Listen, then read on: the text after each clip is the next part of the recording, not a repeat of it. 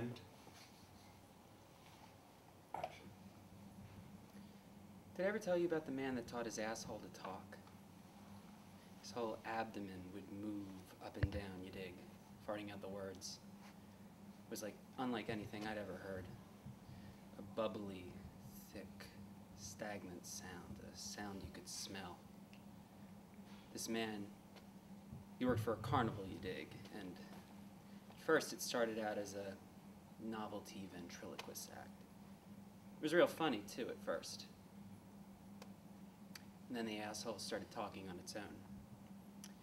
He would go in without anything prepared, and the asshole would ad-lib and throw all of his jabs back at him every time. And then it developed sort of teeth-like, little raspy, incurving hooks and started eating. He thought this was cute at first, and he built an act around that. Then the asshole started eating through his pants on the street. Started shouting out that it wanted equal rights. It would get drunk too and have crying jags, and nobody loved it. And it wanted to be kissed like any other mouth. It would talk all the time, day and night. I used to hear him for blocks screaming at it to shut up and beating at it with his fists and shoving candles up it, but nothing helped it. And then one day the asshole said to him, "It is you who will shut up in the end, not me. Because we don't need you around here anymore. I can talk and eat and shit." And after that he began waking up with a transparent jelly, like a tadpole's tail, all over his mouth. And then when he would try and pull it off, it would stick to his hands like a burning gasoline jelly. And then it would grow. It would grow on any part of his body that a glob of it fell. And then finally his mouth sealed over, and his whole head would have amputated spontaneously, except for the teeth, you dig. You see, that was the one thing the asshole couldn't do, was see. He needed the eyes. But nerve connections were blocked and infiltrated and atrophied. And then the brain couldn't send orders anymore. It became trapped inside the skull, sealed off. And then, after a while, you could see the helpless, silent feelings of the brain behind the eyes, but then the brain must have died because the eyes died out. And there was no more feeling left in them than a crab's eyes on the end of a stalk.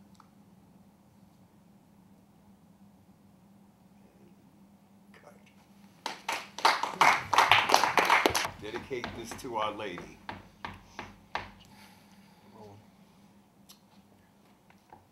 And action.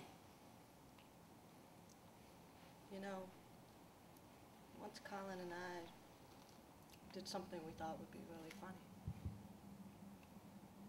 He hid out front while I ran to tell my mom he'd been hurt. You know, hit by a car or something really bad like that. And when she came out running, he was supposed to jump out and surprise her. And then we'd all fall out and have this great laugh. Me and my mom always loved a good laugh. I was like 8 or 9. Colin was like 11. I don't even know how we came up with it, but sure enough, you know, I start screaming and yelling. When my mom comes running out, she's like, Trish, what's wrong? And when I told her, I mean, the look on her face, I mean, even when Colin jumped out to say it was just a joke, she just couldn't stop crying. She just held him close, clutched him, you know?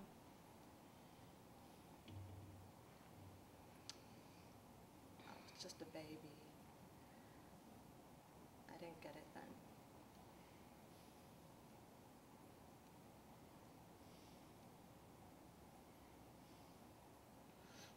But I get it now.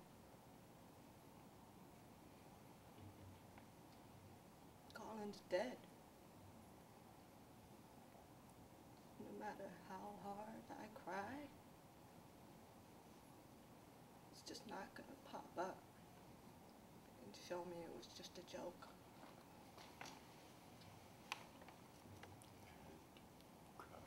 Handsome young man he is. Handsome He's my young man. boyfriend.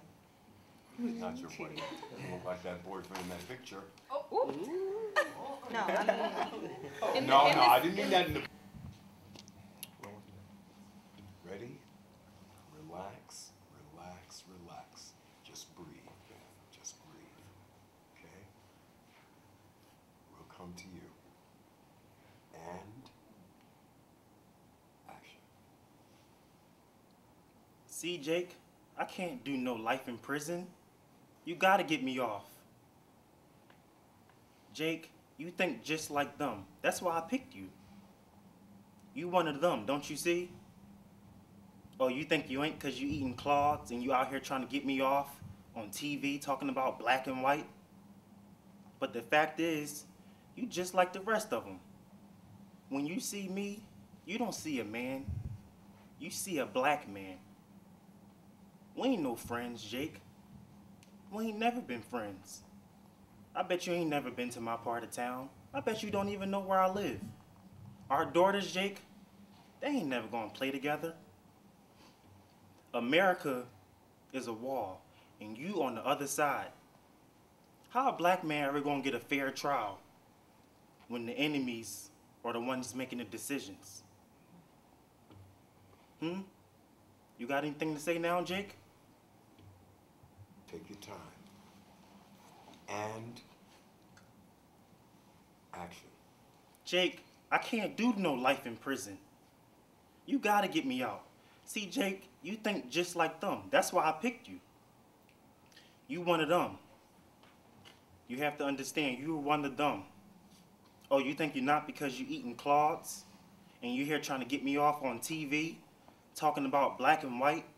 But the fact is, you just like the rest of them. When you look at me, you don't see no man. You see a black man. How our daughters ever going to play together? How I'm ever going to get a fair trial when the people who make decisions hate me? America, Jake, is a wall, and you on the other side. How's a black man ever going to get a fair trial? My life in white hands.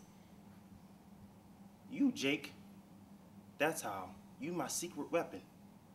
Because you one of them. You one of the bad guys. You don't mean to be. You aren't trying to be, but you are. It's how you was raised. Nigger, Negro, black, African American, no matter how you see me as different. You see me as different. So Jake, what I want you to do is think if you were on that jury, what would it take to convince you to set me free? To set a black man free? That's how you save my ass, Jake. That's how you save us.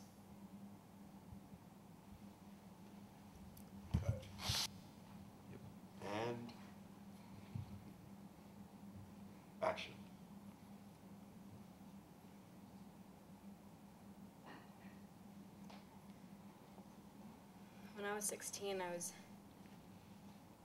was babysitting my little brother,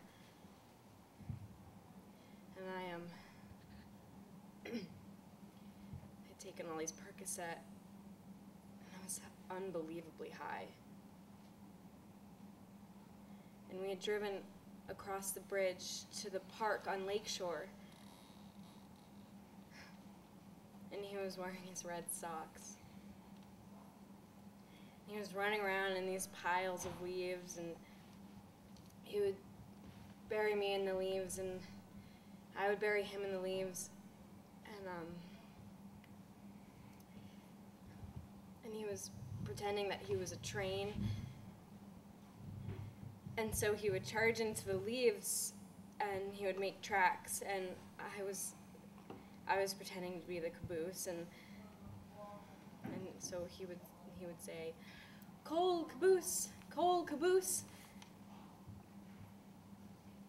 and we were well, it was time to go, and I was driving across the bridge, and I lost control of the car, and I drove into the lake.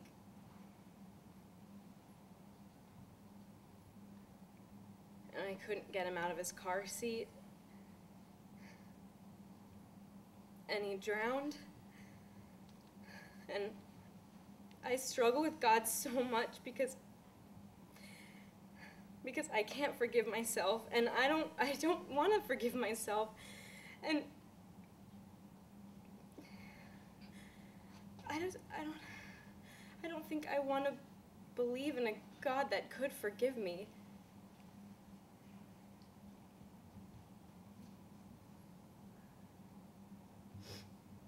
But I know I want to be sober, and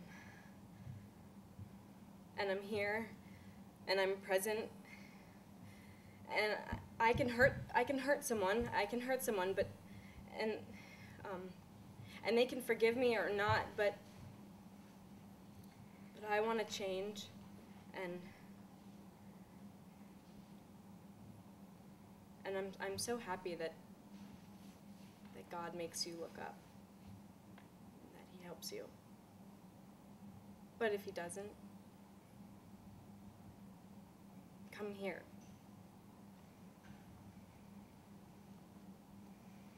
That's all. Thank you.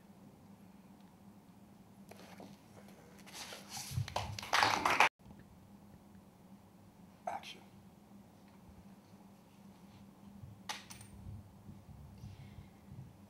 When I was 16, I was babysitting my little brother, and I had taken all these Percocet, and I was unbelievably high, and we had driven across the bridge to the park on Lakeshore, and he was wearing his red socks. And he was running in these piles of leaves. And so he would bury me in the pile of leaves, and I would bury him in the pile of leaves. And he was pretending that he was a train. And he would charge into the leaves, making these tracks. And I was the caboose. So he would say, "Coal caboose, coal caboose." And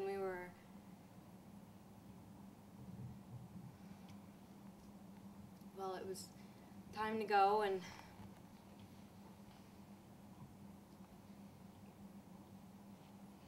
I was driving across the bridge.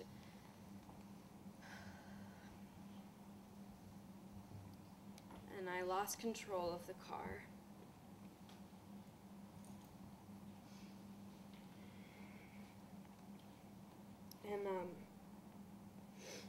And it landed in the lake. And I couldn't get him out of his car seat. And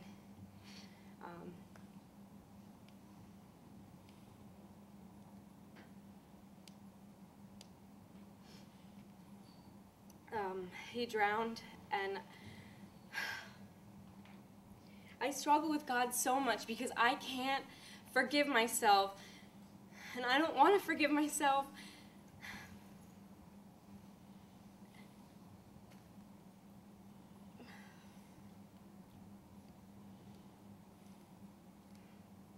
And sometimes I really don't want to believe in a God that could forgive me, but I'm here and I'm present and I can hurt somebody and they can forgive me or not, but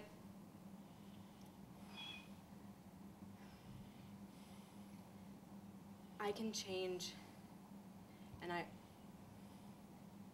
want to be sober, and I'm really happy that God allows you to look up. And if he doesn't, come here.